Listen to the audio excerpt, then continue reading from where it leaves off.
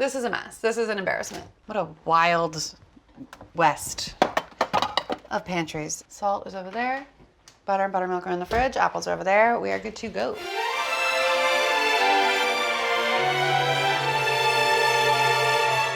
Hello, I'm Alison Roman, and today I am making a sticky apple cake. And this recipe first appeared in my newsletter, which I like to call a newsletter. And the reason for this cake is because it was fall time. It's when people go apple picking and they come back to their house with more apples than they know what to do with. And my solution was this cake. You probably have all the ingredients already at home. You don't even have needed to gone apple picking. Did that sentence make sense? I don't know. You didn't even need to go apple picking, and you can still make this dessert. So for this, really all you need is a bowl and a whisk and a cake pan. You can bake this in an 8-inch or a 9-inch. For butter, I always call for unsalted butter. With the salted butters, some are really salty, some are not as salty, and there's just not as much control. So I'm all about control.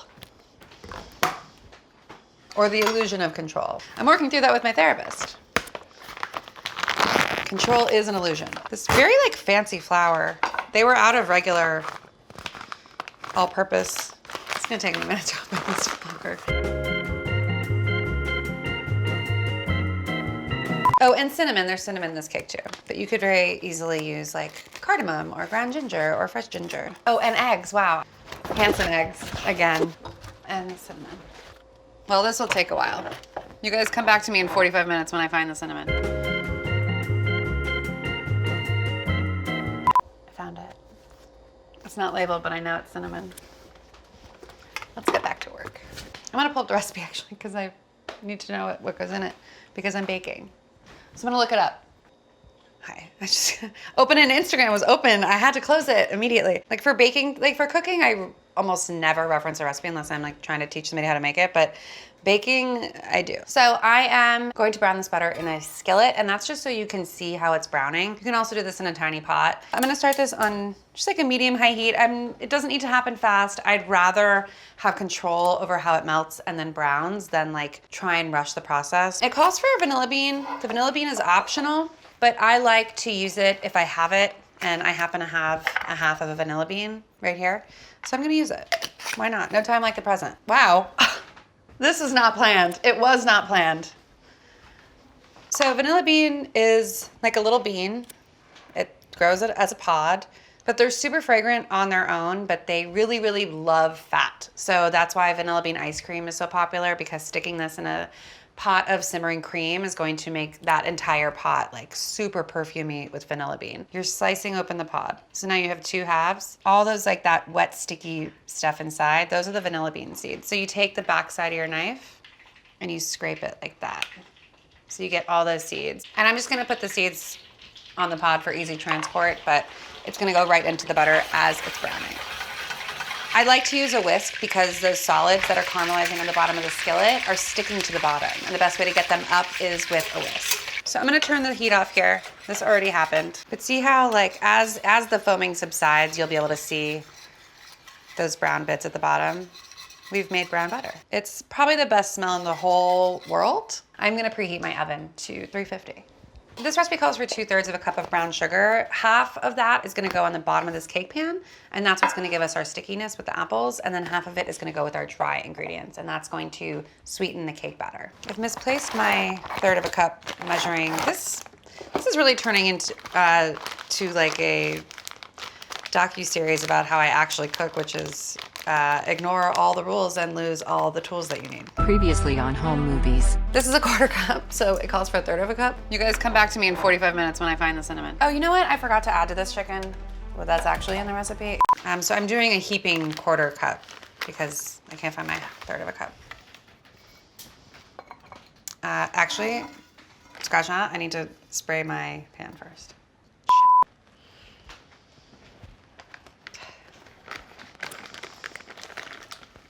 It is a miracle I get dressed in the morning. So I'm gonna use nonstick spray for this. You could use butter if you wanted. As the apples bake, they're gonna give off their juices and they're gonna sort of cook in the sugar. So you don't have to worry about getting it super even because it will take care of itself. And then the other half of that brown sugar is gonna go in our dry mix. About 1/3 of a cup. So it's a half teaspoon of ground cinnamon, a half teaspoon of baking soda, a half teaspoon of baking powder, and a half teaspoon of kosher salt, plus the flour that we need, which I've already forgotten, which is 1 1/4 cup. And when I scoop flour, I scoop it the same way every time, which is I take my measuring cup and I dunk it in there, and I have something like that, and then I level it off. It's called the old scoop and level. Scoop and level, scoop and level, scoop and level. I'm just whisking these together to kind of get rid of the lumps. And if I see any egregious brown sugar lumps, I'll just use my fingers. No need to sift unless you are feeling like you just gotta. But I've never felt that way. I'm gonna measure my buttermilk in this cup, and then I'm gonna add the eggs to it, and I'm gonna whisk it in here because I don't need to dirty another bowl, and neither do you. Our buttermilk's in here. I'm gonna crack our eggs into here, and I'm just gonna mix like that. Right in the old measuring cup. Right in there. And spill it. If you're not using a vanilla bean, this is where your vanilla extract goes into the buttermilk and egg mixture. I'm gonna use 2 large apples. These are Pink Lady apples. I like to use these a lot when baking because they hold their structure. It's a very juicy apple and the texture is never mealy. Basically what we're looking for is on average, like that type of thickness. It's a really good apple. People have been like decorating their apple, like doing the whole like this thing. And like I've seen some gorgeous, gorgeous cakes. Maybe we could show some cakes. Roll the cakes.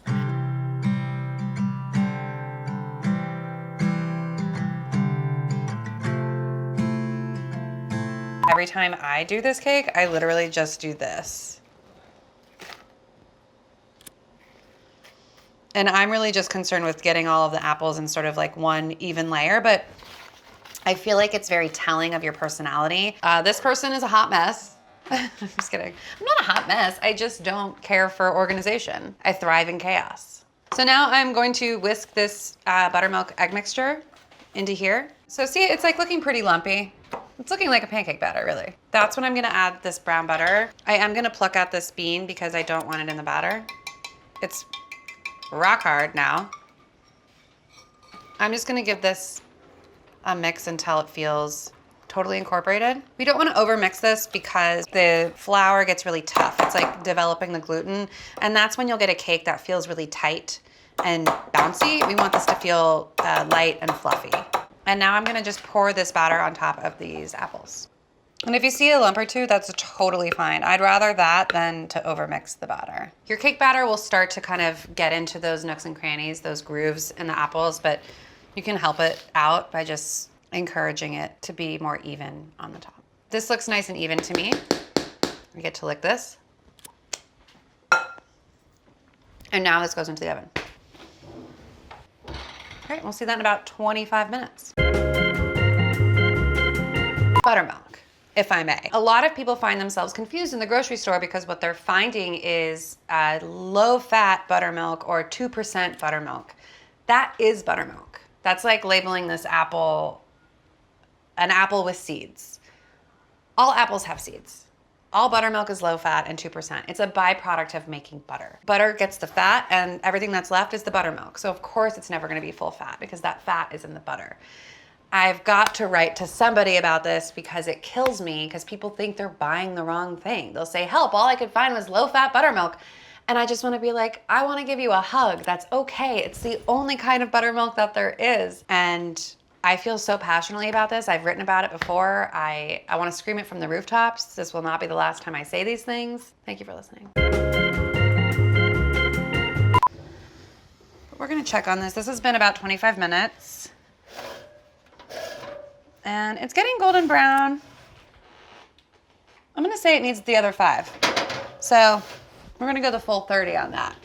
The reason I like this cake is because it tastes like a pancake to me. It has the energy of if you ever were a child and somebody made you oatmeal, the Quaker oatmeal packets that had the flavor inside and you just add the hot water and stir it.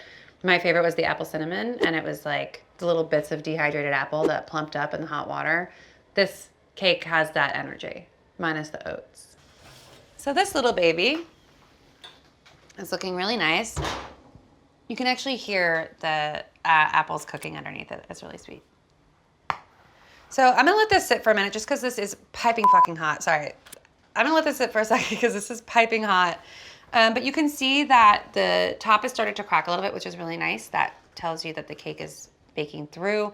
It's pulled away from the sides of the pan, which is nice. It's not too much. It doesn't mean that it's over baking, but it'll constrict as it bakes, and that's why it pulls away from the sides of the pan. And it's springing back nice and springy when you press on it lightly. You don't want to let this cool too much because what starts to happen is the sugars on the bottom of the pan are going to start to firm up and get sticky. And that's when you get stuff that sticks to the bottom of this pan. So do it when it's hot, but not too hot that you burn yourself. If this doesn't work, I will be embarrassed, but I will do it in front of all of you and it will be fine. We'll work it out afterwards. And just without hesitation, don't be scared. Don't freak yourself out. Just flip it like that. And now I'm just gonna lift this up.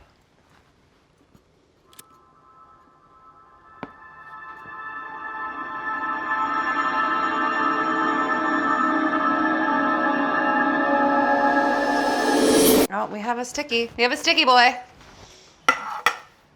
Yeah, so some of my apples stuck. And you know what? That's fine. Happens to the best of us. That's what happens when your cake is so sticky. Just put them back. And as for these bits of cake, I'm just gonna eat them from the pan. Chef's treat. It is sticky. It is juicy.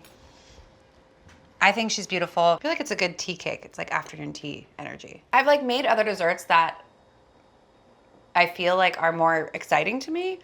Like I love key lime pie, but this to me is like your favorite sweatshirt. You're like, damn, this is not the coolest sweatshirt I own, but it is still the most comfortable. Key lime pie is like an itchy wool sweater that looks cool, but isn't always that comfortable. Or you have to wear a shirt underneath to keep from rubbing on your body. And that's the apple cake. She's sticky. I'll pick the apples for you because I understand that picking apples is a fun activity. Like we want to be involved in the food that we eat, and that's great.